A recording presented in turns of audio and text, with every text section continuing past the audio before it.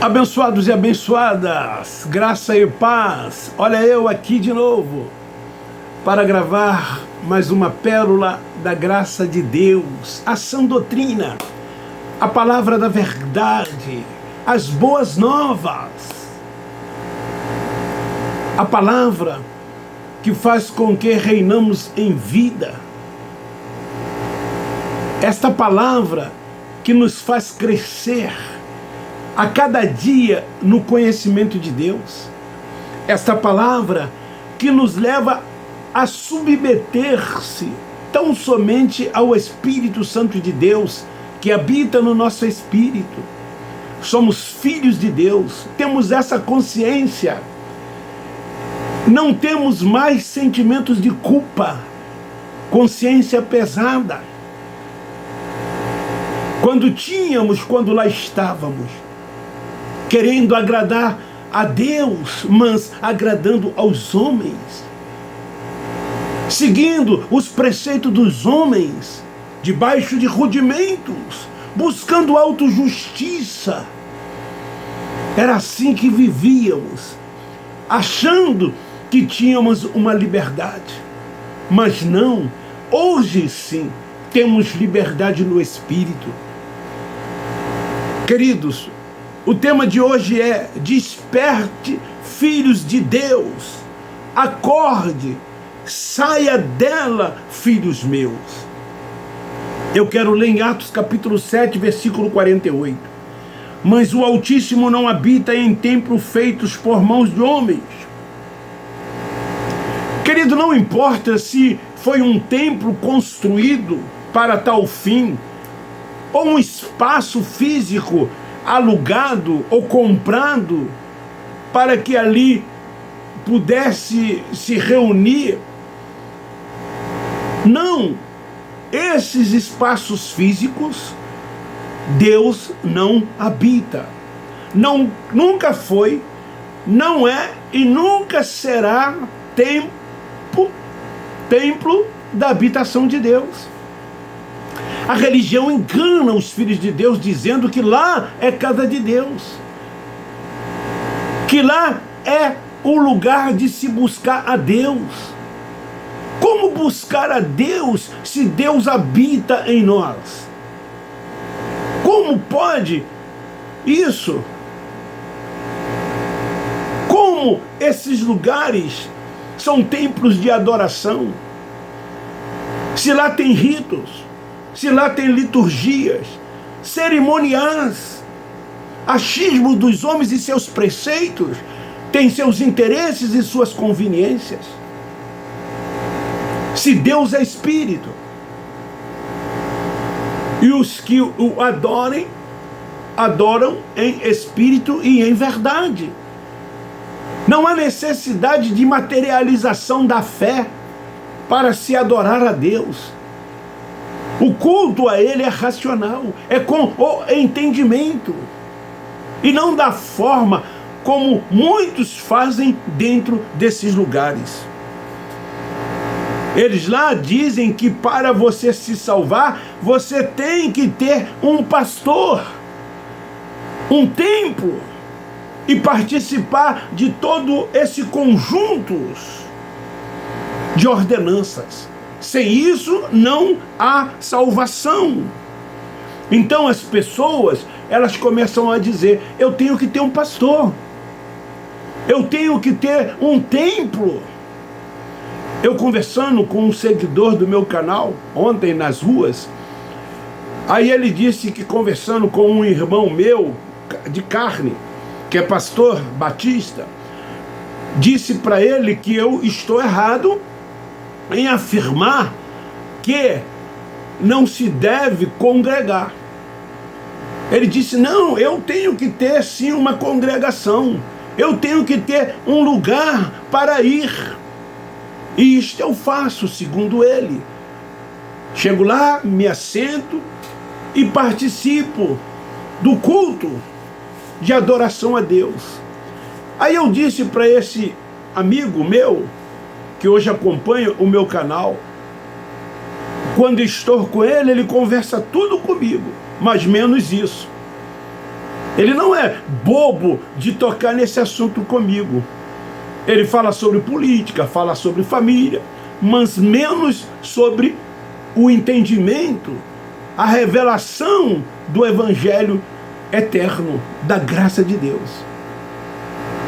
E aí esse seguidor veio me perguntar, porque ele disse que ficou confuso, porque meu irmão é teólogo, meu irmão é pastor batista, e ele disse isso para ele, e ele acompanhando o entendimento do Evangelho eterno, da graça de Deus, ele diz: como então? Tenho que congregar ou não tenho que congregar? Então, essas dúvidas pairam sobre muitos que lá ainda estão. Eles até querem deixar esses lugares, porque eles se sentem aprisionados, com fardos e julgos sobre eles. Eles têm essa consciência. São muitas as cobranças. E eles não conseguem cumprir. E aí ficam com sentimentos de culpa e com consciência pesada. Eu quero ler também 1 Coríntios, Paulo escrevendo no capítulo 3, versículo 16. Não sabeis vós que sois templos de Deus, e que Deus habita em vós? Aonde Deus habita? Nos templos físicos? Nas sinagogas? Ou em você? Ou em cada um de nós? Quem, na verdade, é o templo da habitação de Deus? Então se tornou uma tradição dizer: tenho que ter um pastor, tenho que ter um templo, ou seja, frequentá-lo, senão eu não sou salvo. Porque salvação para os religiosos é ter uma carteirinha de membro, depois de aceitar Jesus como Salvador, depois de se batizar em águas, e depois de comer pão e beber suco de uva. Aí sim a pessoa é salva. Ainda está na mente de muitos deles que há necessidade desse conjunto de coisas para se salvar, porque a salvação é no corpo, é o santificar-se, é o consagrar-se. A salvação não é na mente, não é ter o entendimento, não é ter a revelação dada pelo Espírito Santo. Não é assim que eles entendem, não é assim que eles compreendem. Então eles perguntam: qual é a sua igreja? Qual é a sua denominação? Onde é que você se reúne, que você se congrega? Então os religiosos não creem em salvação sem essas ligações. Que ligações são essas? Se você não tem um pastor, se você não tem uma congregação, você não é salvo, você é desviado. Eu mesmo um dia, assim como eles, pensei assim também. Eles valorizam muito esses lugares que eles chamam de igreja. No catolicismo romano, é comum os religiosos católicos dizerem assim: eu nasci na igreja católica e vou morrer na igreja católica romana. E no meio evangélico também não é diferente. Eu ouvi muitos de alguns dizerem assim: eu me converti na Assembleia de Deus e vou morrer na Assembleia de Deus. Muitos batistas, presbiterianos, adventistas e outras denominações também pensam da mesma forma: daqui não saio, daqui ninguém me tira.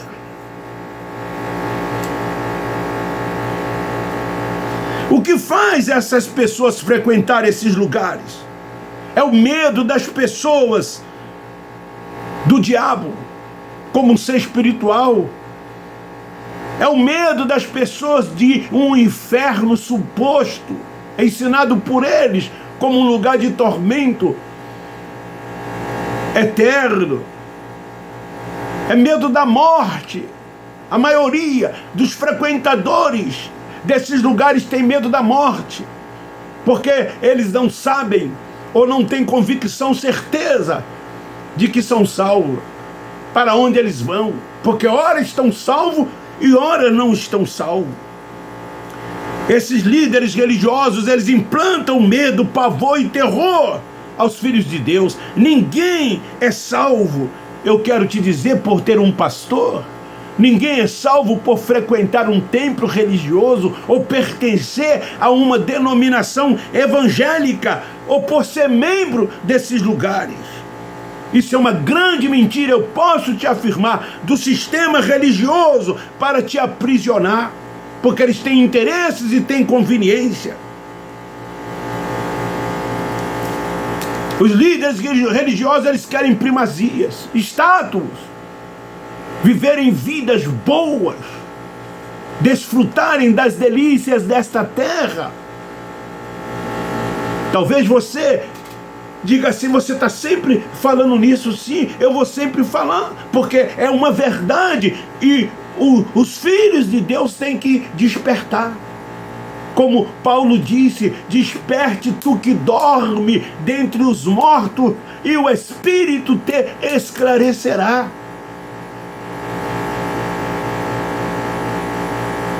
Os filhos da livres que lá estão, que ainda estão com o véu posto sobre o rosto, precisam se despertarem, ouvir essas verdades.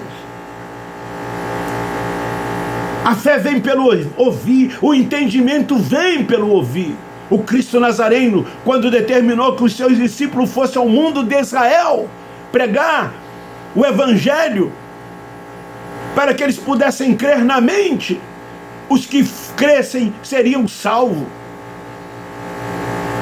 Salvo de quê? Da grande tribulação e do juízo que viria sobre eles, como veio. O entendimento veio a muitos ao ouvir.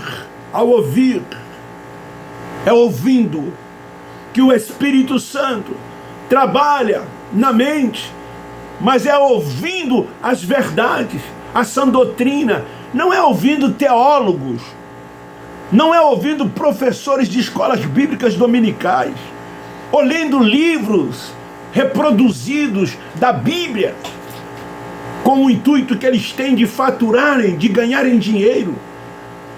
Não são as suas formações seculares, os seus conhecimentos acadêmicos. Nada dessas coisas abrem o entendimento, tira a cegueira espiritual. Somente o Espírito Santo pode. Eu fui professor, como eu já disse, e vou falar de faculdade teológica. Eu fui professor de escola bíblicas dominicais, de professores dos professores. Quantos seminários eu fiz? Quantos estudos bíblicos eu dei? Tudo que o sistema queria. E as pessoas iam reproduzindo aquilo, como se aquilo fosse uma verdade. Mas não havia o que? Crescimento. Não havia o que? A revelação. Porque a revelação é dada pelo Espírito Santo. Como podia vir esse entendimento? Se eu estava seguindo uma tradição religiosa, como podia vir o entendimento se eu estava seguindo homens? Como podia vir o entendimento se eu não era guiado e dirigido pelo Espírito Santo? Como eu podia ter um entendimento se eu vivia na prática das obras, dos rudimentos, dos preceitos? Como podia eu ter entendimento se eu precisava de um espaço físico com uma suposta liderança que dizia ser autoridade espiritual sobre a minha vida? Como eu poderia ter a revelação que vem tão somente pelo Espírito Santo? Mas quando o véu foi tirado, quando deixei de ler Moisés, de buscar autojustiça, e permiti que, como filhos de Deus, tão somente o Espírito Santo me guiasse, me dirigisse, quando eu passei a entender a soberania de Deus, Para romper com tudo isso, precisa reconhecer que Deus é único e soberano, que tudo é a sua vontade. Se tudo não é a vontade de Deus, ele não é soberano. Os religiosos até dizem que ele é, mas na prática não os considera soberano, porque eles seguem os seus próprios interesses, as suas próprias conveniências. E ficam querendo fazer desse Deus soberano servo, ordenando e mandando que ele faça isso, que ele faça aquilo, como se eles fossem Deus.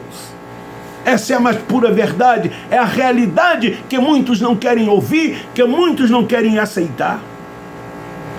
Eles querem ter títulos e serem reverenciados, ocuparem posições de destaques. Eles não trabalham para sustentar sua família. Você, com seus 10% e cada oferta que você dá em cada dessas reuniões, você sustenta a família de cada um deles. E sustenta bem.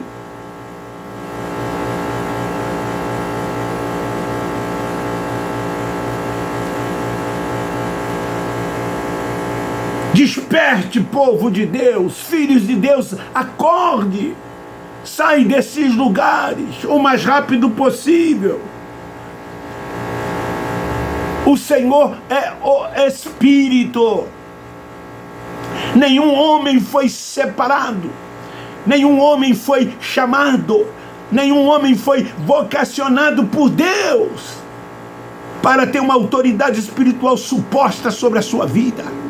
Esses ministérios, esses dons que Cristo deu, teve os seus cumprimentos, teve uma duração até um determinado tempo, e eles se cessaram, eles se findaram, todos esses ministérios.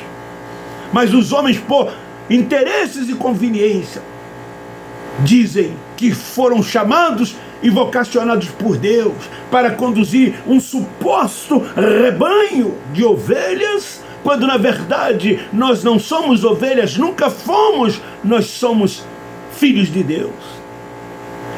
Jesus, quando disse que foi buscar e salvar as ovelhas perdidas da casa de Israel, ele usava ali uma figura de linguagem, uma metáfora, porque os judeus conheciam muito esse contexto de rebanho, de campos, de ovelhas.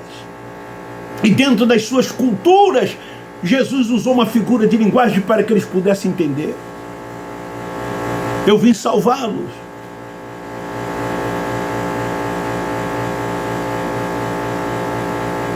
O Espírito é o Senhor.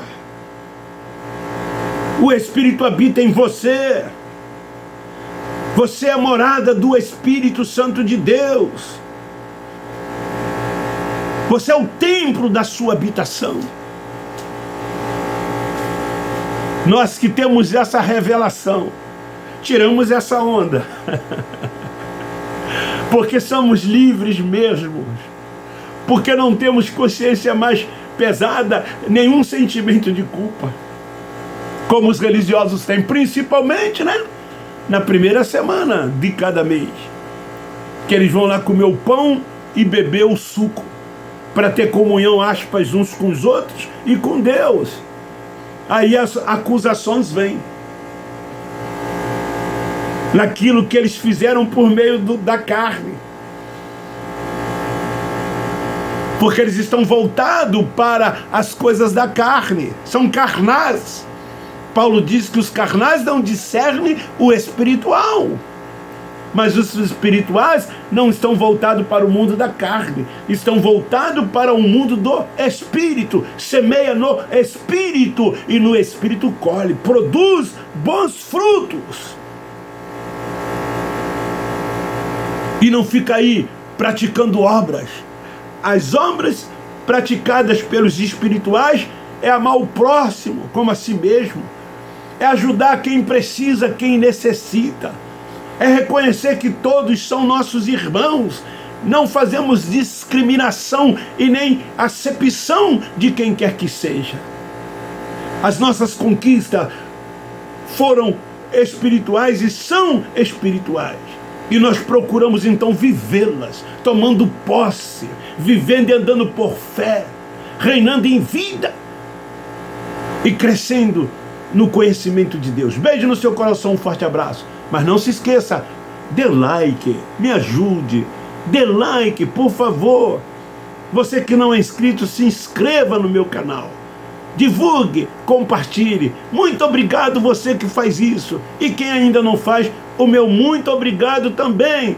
Eu encerro dizendo, nós da graça de Deus amamos vocês.